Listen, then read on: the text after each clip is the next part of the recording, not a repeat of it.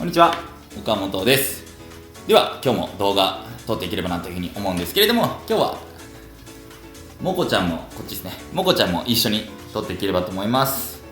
もこちゃんも頑張ります。ただ座ってるだけですが、ではやっていこうと思います。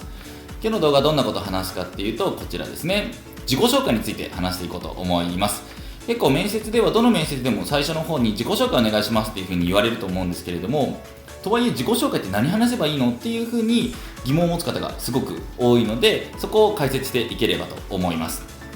で、じゃあ早速内容にっていうところに行こうと思うんですけれども、その前に面接において重要なポイントっていうところをお伝えできればと思うんですけれども、面接で大事なことって何かっていうと、何を話すかっていうところよりもどう話すかっていうところが重要だったりするんですよ。で、それってどういうことなのっていうと、こういうメラビアンの法則っていうものがあるんですけれども、これ何かっていうと、人が相手と話すときにどういう情報から相手を判断しているかみたいな、そういう研究結果になるんですけれども、こういう感じなんですね、実際には。これ何かっていうと、何を話すかっていう言語情報、これって全体のうちのたった 7% しかないんですよ、相手を判断するときって。で、一番大きいのがこの視覚情報、これ 55% ですね。表情とか動きとか、そういったものから目から入る情報で判断をしていて、残りの 38% が聴覚情報、耳から入る情報で判断しています。なので受かるかどうかっていうところが決まるポイントになるのは、何を話すかっていうところよりもどう話すかっていうところがすごく重要になってきます。なので受かる人、落ちる人っていう部分で言うと、落ちる人の傾向としてすごくあるのがこれなんですよ。真面目な顔して真面目な話をする人は結構お見送りになっちゃったりするんですね。で、逆に言うと受かる人っていうのはニコニコ話をする人が受かります。これすごく面接を誤解している方が多くて、面接ってしっかりした場だからちゃんと話さなきゃいけないんじゃないかなっていうふうに思って、真面目な顔して真面目な話をする人ってすごく多いんですけれども、それよりも重要な部分っていうのは、笑ってニコニコ相手に柔らかい印象を与えるであったりとか、そういうところの方が実は重要だったりするので、まずそこを押さえておいていただければなと思います。とはいえやっぱり内容がどういうことを話せばいいのかなっていうのが不安だと、やっぱり声に力が乗らなかったりだとか、表情が硬くなっちゃったりだとか、そういう部分があるかなと思うので、内容についてもここから押さえていければと思います。では内容のところに行こうと思うんですけれども、まず最初にこれを話せば大丈夫だよっていう、テンプレートみたいなものをお伝えしていければと思います。それを自分用にカスタマイズして使っていただければと思うんですけれども、このテンプレートは既卒の方、卒業して働いていない方向けのものになるんですけれども、まず最初は本日は貴重なお時間いただきありがとうございます。で、名前、年齢、最終学歴で、卒業してから今までどうしてたのかっていうところと、今の就活の時間で、最後の締めで本日はよろしくお願いしますっていうような形です。もうほんとあっさりです。で、時間としてはだいたい1分ぐらいを目安で話していただければなというふうに思います。長すぎず短すぎずぐらいがポイントかなというふうに思います。で、結構自己紹介長くなりすぎちゃったりする人いるんですけれども、例えばその経歴にブランクがあるとか、そういうところって説明最初にしておきたいな、突っ込まれたくないなって思うかもしれないんですけれども、でも自己紹介でザーっていう風に話すと、それが長すぎて聞いてる側が大変になっちゃうんですよね。なのでどうせ面接官は後で聞くので、この期間どうしてたんですかっていうところは聞くので、そこまで詳しく話さなくて大丈夫です。結構あっさりで大丈夫です。で、別に経歴ブランクあるとか、例えば第二新卒の方で1社目短期移植してるとか、例えば中退してて中退のこと聞かれるの嫌だなっていうふうに、そういうふうに思う方もいるかもしれないんですけれども、でもそこって実はそんなに心配する必要なくて、なんで心配する必要ないかっていうと、書類選考通過して面接に行ってる時点でもう経歴だけで落とすってことはしないよっていう証明なんですよ。経歴がダメだったら書類選考落ちちゃってるんで、なんで面接まで行けてる時点で大丈夫なんですよね。だからその自分のブランクを変にマイナスに捉えすぎる必要ってなくて、面接官はできれば採用したいって思ってるんですよね。採用目標があるのでをクリアしたいっていうふうに思ってるんで、でもやっぱり採用する以上長く働いてほしいっていうふうに思ってるので、その心配を解消するために後でそのブランクのこととかあれば聞きますけれども、別に皆さんの責めようとして聞いてるわけじゃないので、そこまで心配しなくてちゃんと準備すればいいので、そこまで心配しないで OK だなっていうふうに思っておいてください。でそういうマイナスのことをどう話すかみたいなのも別の動画で解説していくので、じゃあ今回はまた自己紹介というところで話を戻していくんですけれども、なんで長く説明しないで、1分ぐらいっていうふうに思っておいていただければと思います。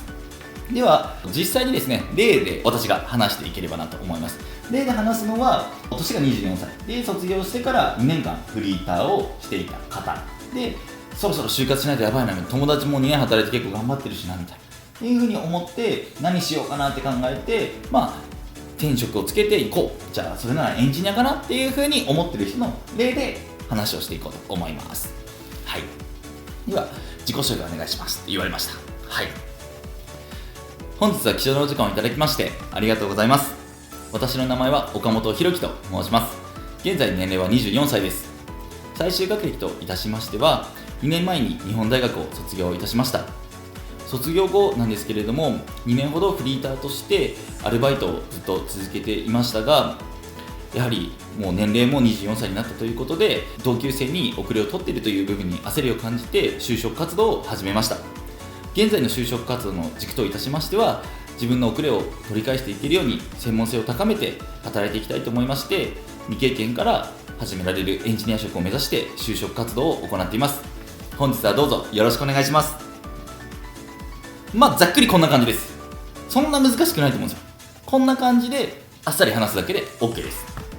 これがスタンダードバージョンになるんですけども、この内容でも基本的に OK です。全然自己紹介でお見送りになるとかそういうことはないです。でもさらにプラスしたいなっていう風な方にこんなこともありますよという部分なんですけれども、相手に興味持たれそうな内容を1個入れるっていうのがあります。相手に興味持たれそうな内容って言われるとめちゃくちゃハードル上がると思うんですけれども、これは全員がやる必要はないです。もし自分の中でそのネタがあればっていうぐらいで OK です。で、例を挙げるとちょっと見づらいかもしれないんですけれども、分かりやすい例で言うと、野球部やってて甲子園出ましたとかっていう、誰が聞いてもそれすごいね、めっちゃ頑張ったんだねみたいな、結果も出してるねっていう風に思われるようなことがあれば、それを一言入れると。で、そういう内容を入れると面接官はすぐ食いつくので、自分の頑張ってきて結果出してることすごい話しやすいと思うんですよね。なんでそういうネタを入れたりだとか、別に野球とかサッカーとか部活動っていう風なかっちりしたものじゃなくても、例えばゲームが好きな人ってゲームの話でもいいんですよ。できればゲームが趣味ですで終わるんじゃなくて、その先の例えば結果として日本ベスト4に入りましたみたいな、分かりやすい客観的にすごいねって思われるような結果も合わせて言えるといいフックになります。掘り下げてもらいやすくなりますと。例えばここにカフェ巡るのが好きなんだよな、これ私実際担当した方でいたんですけれども、趣味なんですかって聞いたらカフェ巡りって言ってたんですよ。で、最近どんなカフェ楽しかったですかって聞いたら、その人はフクロウカフェって言ってたんですよ。フクロウカフェってどんなのって私はすごい気になっちゃったんですよ。でそれってあんまりないと思うんですよ、そういうカフェで。そういうネタがあれば面接官は食いついて、フクロウカフェってどんなところなのっていう風に話を広げてくれやすい。なのでただカフェ巡りですっていうんじゃなくて、最近は面白かったのはフクロウカフェですみたいなネタを入れるとか、別に大学で勉強してきたことでも全然大丈夫で、例えば考古学を勉強してましたっていうところで止めるんじゃなくて、古墳を掘ってましたっていうと、古墳掘ってる人ってあんまいないじゃないですか。でも古墳掘るってどんなことやってんのとか、何楽しいのとか何大変なのとかってすごい私気になっちゃったんですよ。なんですごいその話掘って、いろんな話を教えてくれたんですけど、その実際面接の練習している時にそれを話してくれたからと。でこういう話があると、面接官との会話っていうよりも人としての会話、人同士の会話、フラットな会話ができるようになるので、やっぱり雰囲気も柔らかくなりやすかったりだとか、あと自分の得意なフィールドの話って自信持って話せると思うんですよね。そうすることによって、例えばその内容とかかっちり決めて暗記しなきゃ話せないなっていうようなことではなくて、本当に古墳の掘ってる時ってこんな感じだったなっていうのを自然と思い出しながら話ができると、話し方っていうのも柔らかくなりますし、気持ちもこもりますし、相手に伝わりやすくなる。そうすると相手に、面接官にすごくいい印象を持ってもらいやすかったりするんで、そういう、武器になりそうなものがある方っていうのは自己紹介の中に一つプラスで入れると良いんじゃないかなというふうに思います。では最後にまとめなんですけれども、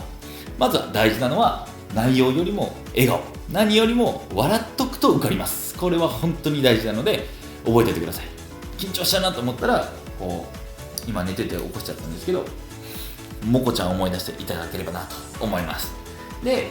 それ以外の部分なんですけれども、まずとはいえ内容も心配だなっていう方も多いと思うので、テンプレはこんな感じがベースになりますと。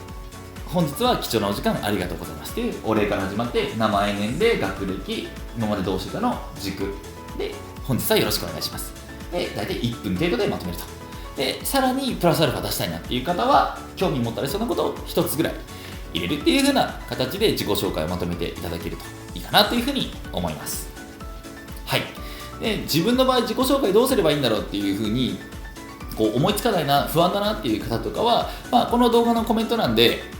こういう経歴なんですけどっていうのを書いてくれたら、できるだけ返信するようにするので、何か不安だなと思ったらどんどん書き込んでいただければなというふうに思います。はい、今回の動画はここまでです。お疲れ様でした。もし動画見ていいなと思ったらいいね、評価と